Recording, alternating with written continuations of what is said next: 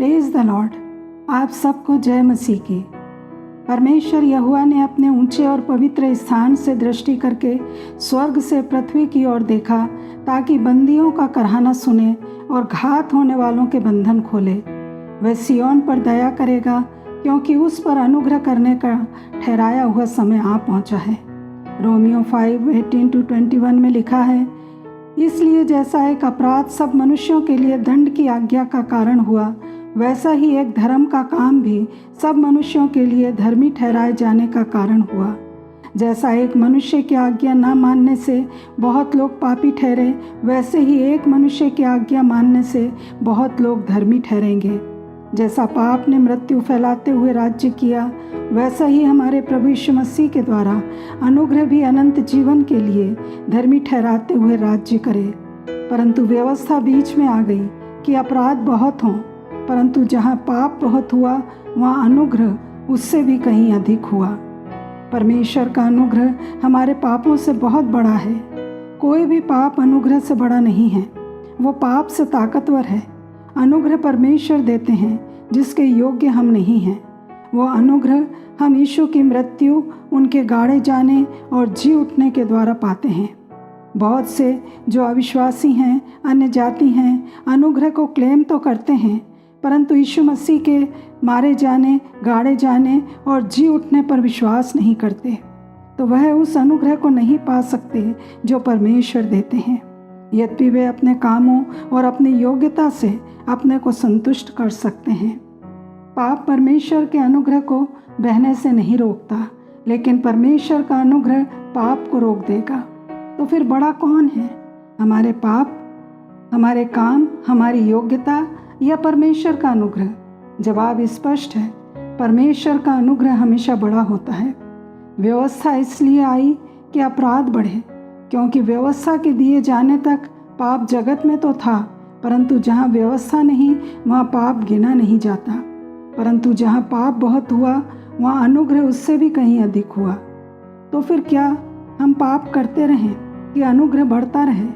पौलुस कहते हैं, जहाँ पाप है, मतलब लक्ष्य तक पहुँचने में जब हम असफल हैं, वहीं हमको परमेश्वर का अनुग्रह मिलेगा, और वो भी अधिक मात्रा में। क्या ये आश्चर्यजनक नहीं है? जब हम लक्ष्य से चूक जाते हैं, फिर भी परमेश्वर की कृपा हमको छोड़ती नहीं। ये जानना कितना सुकून देने वाला और ताकत देने वाला है कि हमारी गलती करने पर भी, असफल होने पर भी परमेश्वर की कृपा हम पर बनी रहेगी। ये अनुग्रह है कि वो हम पापियों को धर्मी बनाते हैं, क्योंकि प्रभु यीशु ने हमारे पापों की कीमत क्रूस पर चुकाई है। इसलिए अनुग्रह हमारी गलतियों को निगल जाएगा, जिसकी कीमत क्रूस पर चुका दी गई है।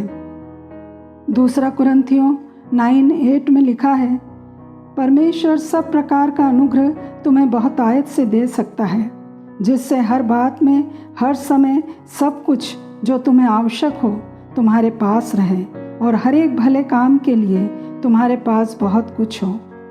परंतु हाँ, परमेश्वर की कृपा इतनी शक्तिशाली तभी होती है जब हम उसकी कृपा करने की शक्ति पर भरोसा करते हैं।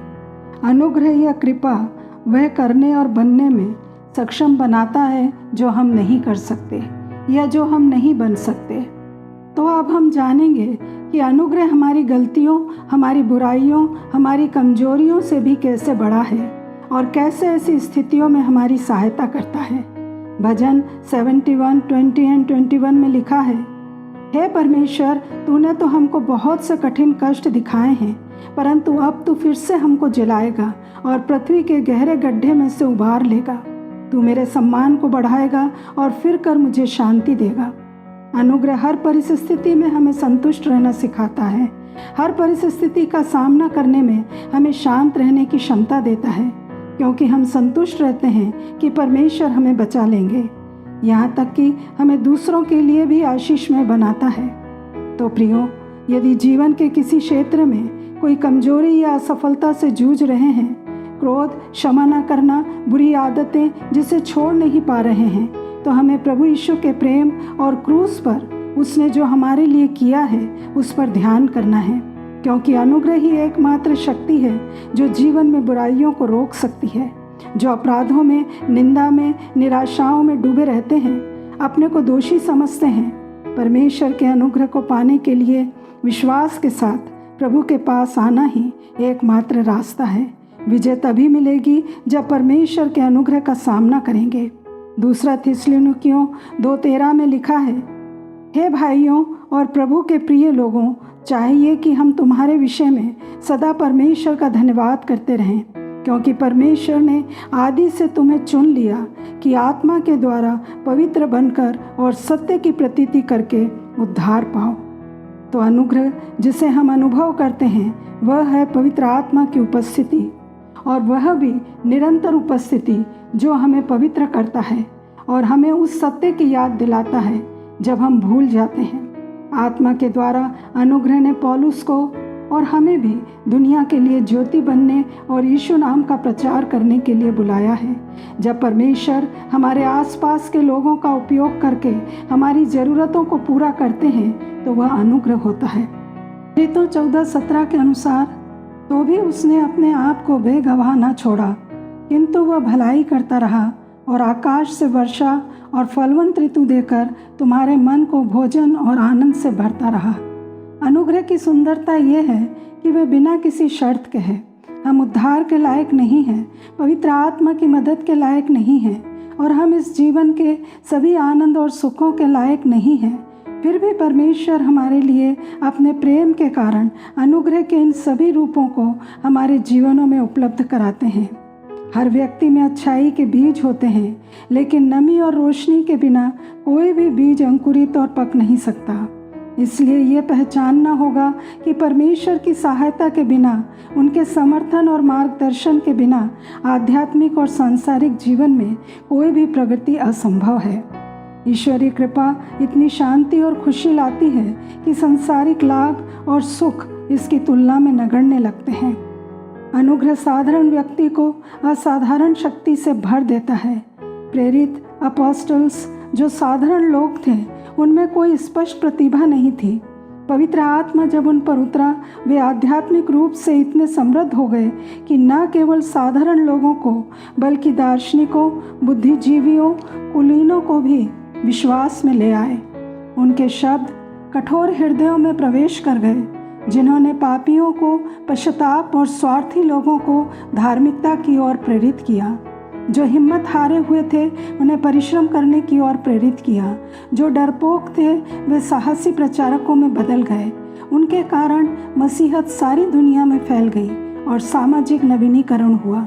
जो स्वार्थी और अविश्वासी थे, गहरे विश्वासी और धर्मपरायण व्यक्ति बन गए। नम्रता और प्रेम ने पाप और क्रूरता का स्थान ले लिया। ये इच्छा पवित्र आत्मा से ही किसी व्यक्ति में आती है। ये स्वाभाविक रूप से होने वाली प्रवृत्ति नहीं है। अक्सर एक मसीह विश्वासी का आत्मिक विकास और क्रिया कलाप उसके अनजाने में ही विकसित हो जाता है। जैसा मरकुस 4:26-28 में समझाया है। फिर उसने कहा, परमेश्वर का राज्य ऐसा है जैसे कोई मनुष्य भूमि पर बीज छींटे और रात को सोए और दिन को जागे, और वह बीज ऐसे उगे और बढ़े कि वह ना जाने। पृथ्वी आप से आप फल लाती है, पहले अंकुर, तब बालें, और तब बालों में तैयार दाना। उद्धार परमेश्वर के अनुग्रह से होता है, और अनुग्रह का उपहार यीशु के क्रूस के माध्यम से आता है, हमारे कर्मों के माध्यम से नहीं। तो प्रियो, सारी दुनिया में आज एक तरफ पाप फैलता जा रहा है, दूसरी ओर परमेश्वर अपनी दया को बढ़ाते जा रहे हैं। जहाँ एक और बुराइयां बढ़ती जा रही हैं, परमेश्वर अपनी भलाई का आत्मा लोगों में उंडेलते जा रहे हैं।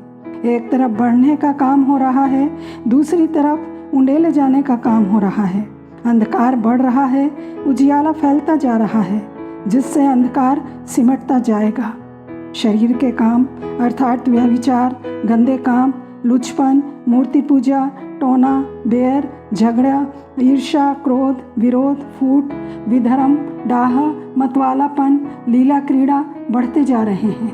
अंधकार की शक्तियों के काम भ्रमित करना, भटकाना, गड़बड़ी, विद्रोह, बलवा, दंगा फसाद, झूठ बोलना, गलत बयान देना, दोष लगाना, झूठ को सच और सच को झूठ सिद्ध करना, भ्रष्टाचार, दुष्कर्म बढ़ते जा रहे हैं। और दुष्ट आत्मा के काम, जादू टोना, तंत्र मंत्र, विचक्राफ्ट, काला जादू, कर्स, डोरे ताबीजों की शक्तियाँ, टोना टोटका बढ़ता जा रहा है। दूसरी तरफ पवित्र आत्मा के काम, मन फिराना, पश्चाताप, प्रायश्चित, पापों, अपराधों, गलतियों, बुरे कामों को मानना और उन्हें छोड़ देना, ये बढ़ता जा रहा है। संसार के लोग शरीर के कामों में, अंधकार की शक्तियों और दुष्ट आत्माओं के कामों में आनंद और जश्न मना रहे हैं, परंतु जब एक पापी मन फिराता है तो स्वर्ग में आनंद मनाया जाता है और पवित्र आत्मा के फल प्रेम, आनंद, शांति, धीरज, कृपा, भलाई, विश्वास, नम्रता और संयम का जश्न स्वर्ग में होता है। प्रभु के एक हाथ में क्षमा है और दूसरे हाथ में अनुग्रह। अनुग्रह का हाथ पाप को रोक देता है। दुख और पीड़ा, सताव और विरोध में भी शांति और तसल्ली को पाते हैं। विपरीत परिस्थितियों में अपना आपा नहीं खोते, हमारा व्यवहार सही बना रहता है। ये अनुग्रह है। अनुग्रह हर परिस्थितियों का सामना करने की इच्छा शक्ति देता है और जब उस इच्छा शक्ति को एक्सेप्ट करते हैं, परिस्थितियाँ बदल जाती हैं। परंतु जो स्वीकार नहीं करते वो हार जाते हैं और निराशा में पड़े रहते हैं। अनुग्रह यद्यपि दिखता नहीं है, परंतु हर समय हमारे लिए उपलब्ध है। यदि हम उसे स्वीकार करना शुरू कर देते हैं तो वो बढ़ता जाता है। तो प्रिय भाई बहनों, हम ये जान लें कि धार्मिक क्रियाकलापों से, रिचुअल्स, आडंबर और दिखावा और पाखंड से उद्धार नहीं पाएंगे, मुक्ति नहीं पाएंगे, परंतु अनुग्रह के द्वारा मुक्ति और आशीष में अनंत जीवन मिलेगा। परमेश्वर पिता और हमारे प्रभु यीशु मसीह की ओर से हमें अनुग्रह और शांति मिलती रहे। वही हमें इस वर्तमान बुरे संसार से छुड़ाएंगे। यीशु मसीह के नाम में आमीन।